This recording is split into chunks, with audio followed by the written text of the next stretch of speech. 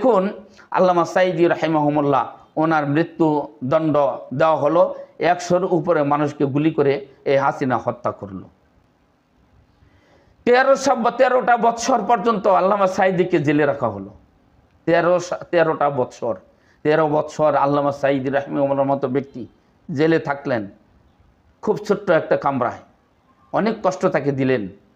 এক পর্যায়ে কোনো অবস্থাতেই যখন তাকে ফাঁসি দেওয়া গেল না, তখন আজীবন কারাদণ্ড দিলেন। দেওয়ার পরে এরপরেও তাকে হত্যা করা যায় না, কি করবে এখন, কোনো উপায় নেই।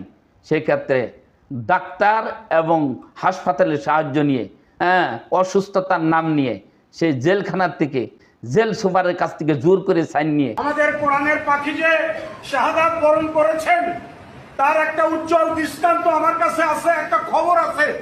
সেটা হলো যে হুজুর যে জেলে ছিলেন, ওই জেলের যিনি সুপার, তিনি আমার দূর সম্পর্কের এক রিলেটিভ, আমার আত্মীয়। তার নিজের সাথে আমার কথা হয়েছে, তার মায়ের সাথে কথা হয়েছে। আমাকে তিনি নিজে বলেছেন যে হুজুরকে একটা কাগজ ধরায় দেওয়া হয়েছে, তাকে এটা সই করে দেন, হুজুর অসুস্থ, হুজুরকে চিকিৎসার জন্য নিতে হবে। হুজুর তখন অসুস্থ ছিলেন না, চিকিৎসা করার মতো অবস্থা তার তখন ছিল না। তাকে এই কাগজ তৈরি করে ওখান থেকে বের করে নিয়ে, এরপরে ওই সাথে সাথে তাকে যখন বের করে নেওয়া হয়েছে, তার বিছানা পেটটা গুছানো হয়ে গেছে। এইটা গুছাইছে, গুছানোর পরে ওই ব্যক্তি তার মাকে বলেছে, তার মা আমাকে বলেছেন যে আমার ছেলে বালিশে মুখ গুজে ডুকরে কেঁদেছেন বাইরে এসে, অর্থাৎ হুজুরকে বিদায় দেওয়া হয়েছে চিরজীবনের মতো এই জেলখানা থেকে। তার মানে পরিকল্পিতভাবে হুজুরকে হত্যা করা হয়েছে। সেখান থেকে আল্লামা সাঈদীকে বের করে এনে লক্ষ কোটি ভক্ত শ্রোতা, লক্ষ কোটি ভক্ত শ্রোতা রেখে গেল ধরার বুকে। হাসপাতালের বেডে এনে সুস্থ মানুষকে ইনজেকশন দিয়ে মেরে ফেললেন। কি কাম করবো, আমার মন ভাল লাগে না।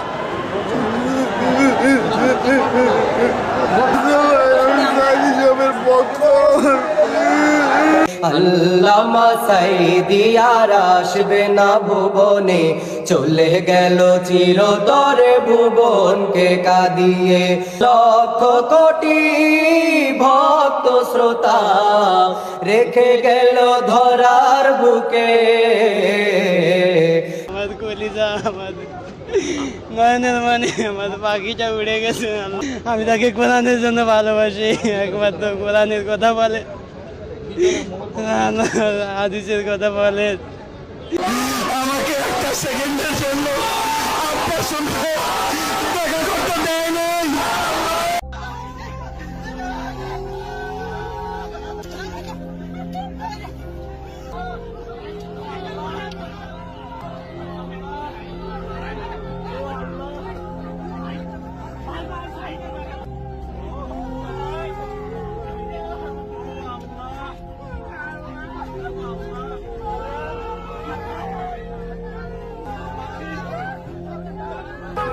আমার দুটি আঁখি কি করে ধরে রাখি, অঝরে কান্না বেরিয়ে আসে।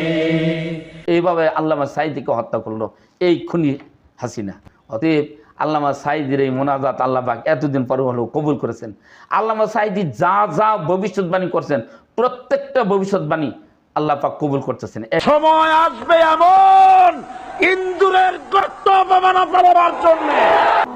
লাভালাভি বেশি করবা না, 12 কোটিতে গাছের গোড়া আসতে নানা দেবে, মামু বাড়ি দিল্লি গিয়ে পড়বা, বাংলার জমিনে জায়গা হবে না। একের পর এক একর হুবহু আল্লাহ পাক কবুল করতেছেন। তা আল্লাহ পাক মুসলিমের দোয়া এভাবেই কবুল করেন। এবার দেখেন যে আল্লামা সাঈদী রাহিমাহুল্লাহকে জেলে দেওয়া হলো, এরপরে জেলখানা থেকে হত্যা করা হলো, সব ঠিক আছে, এখন ঢাকাতে জানাজা পড়তে দিবে না। আপনারা নিশ্চয়ই অধীর আগ্রহ অপেক্ষা করছেন তার জানাজা কখন, কোথায় এবং দাফন সম্পন্ন হবে। আমাদের পরিবারের সদস্যবৃন্দ তারা আছেন, ভিতরে প্রশাসন সহ তারা আলাপ আলোচনা করছেন। আমরা আশা করছি খুব কম সময়ের মধ্যেই আমাদের প্রাণের মানুষ, কোরআনের পাখি খ্যাত, কোরআনের খেদমতে নিয়োজিত, যিনি শাহাদাতের স্বপ্ন দেখতেন, আল্লাহ তাআলা তাকে শহীদ হিসাবে যেন কবুল ও মঞ্জুর করেন। শাহাদাতের সর্বোচ্চ মাকাম যেন আল্লাহ তাআলা তাকে দান করেন। প্রশাসনের সহযোগিতা কামনা করব যে দ্রুত কম সময়ের মধ্যে ঢাকায় তার জানাজা যেন আমরা শান্তিপূর্ণভাবে সম্পন্ন করতে পারি।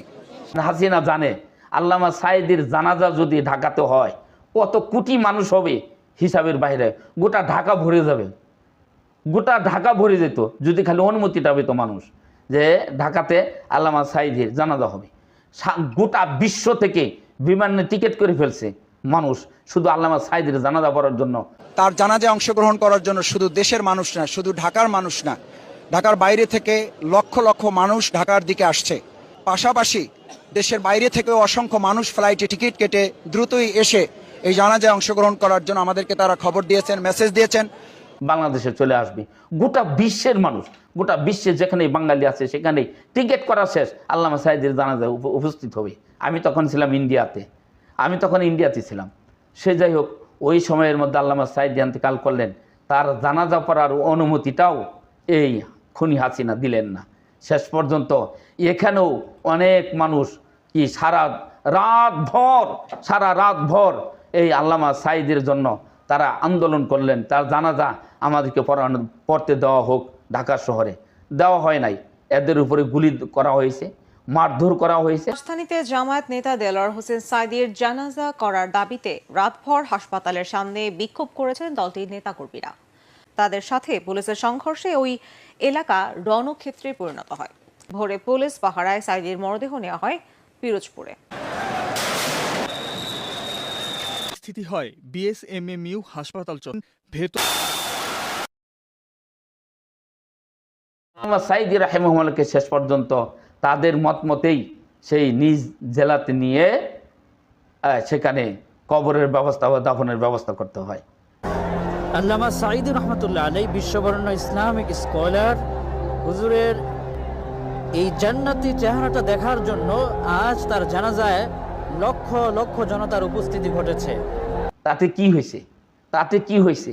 আলহামদুলিল্লাহ, গোটা বিশ্বের 152টা দেশে গায়েবানা জানাজা হয়েছে। জিজ্ঞেস করতে চাই, একটা মানুষকে লাশ উপরে রেখে কেন গায়েবানা জানাজা করতে হইল? এই ফতোয়া আগে দাও, তারপরে তোমার ফতোয়া মানতে চাই। মুকুটবিহীন সম্রাটের বিদায় হয়েছে। আল্লামা সাঈদী রাহিমাহুল্লাহ, গোটা বিশ্বের মানুষ তার জন্য চোখের পানি ছেড়ে কাঁদছে। কাবার গিলাফে ধরে যুবকরা করছেন।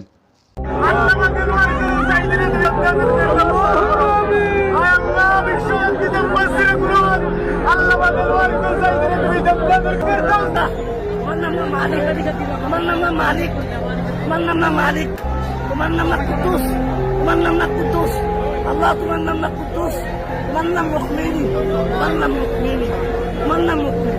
আমার আব্বা মারা গেলে এত কষ্ট লাগতো না।